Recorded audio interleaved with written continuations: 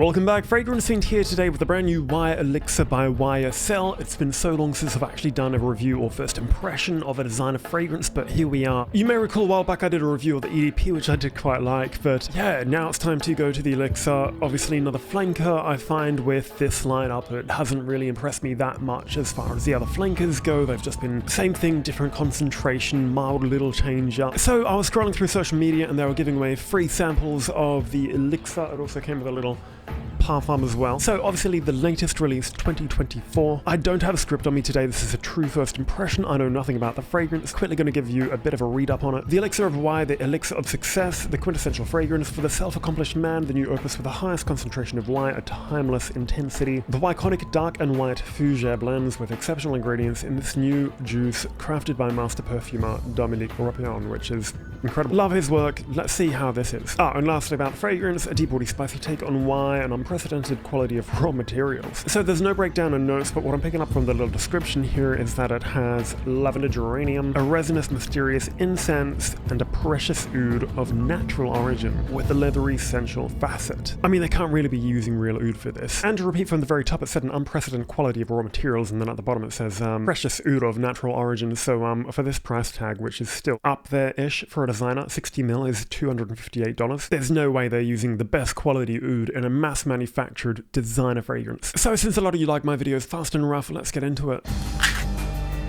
There's more about the fragrance inside. So the geranium is also harvested from the Moroccan gardens or something, precisely at 9:40 AM. Let's go for it.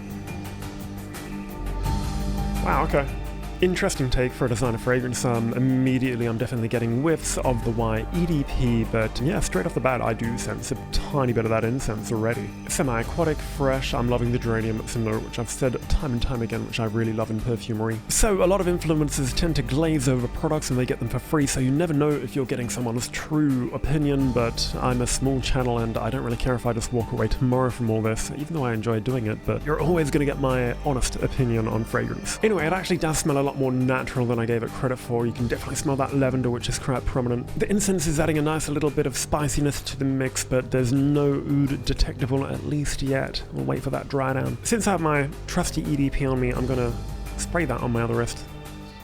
Okay, there's definitely quite a bit of a difference between the two. EDP is definitely a lot more lighter, fresher, aquatic.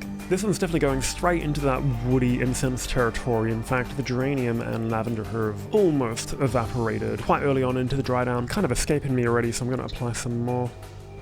This definitely smells like mid to late 20s and beyond. I wouldn't necessarily call this one as office safe, as it does sit a little more on the heavier side. I'm finding it really odd because it's definitely present, but it's just very light, and that's a little strange for a more woody scent, but I expected a little more projection out of it. Being a first impression, I'll definitely update you on the longevity at the end of the video where I do a tiny bit of a write-up and rating. It's definitely an interesting step into a tiny bit of a different direction, but far from groundbreaking enough to be extremely distinct from the rest of the lineup. I mean, it is a flanker, so obviously it's not going to stray too far from that original DNA. Now that this and every other fragrance has gotten the Elixir treatment, I think companies are going to be forced to finally innovate and create new scents, because frankly I've become pretty tired of countless flankers and elixirs, despite some of them being alright. It's kind of hard to articulate what I don't necessarily like about it, but just doesn't match my level of standard when, you know, they say they use a lot of natural ingredients. It just doesn't smell the same as a lot of other brands, which if you watch my videos you'll know what I like and what I mean by that. But there's this almost synthetic clawing element in it, which I can't quite put my finger on, but it's just kind of holding me back from appreciating it a little more. So in Australia it costs $258 for a 16ml. For that amount of money there's so many other things I'd rather buy, and to be honest,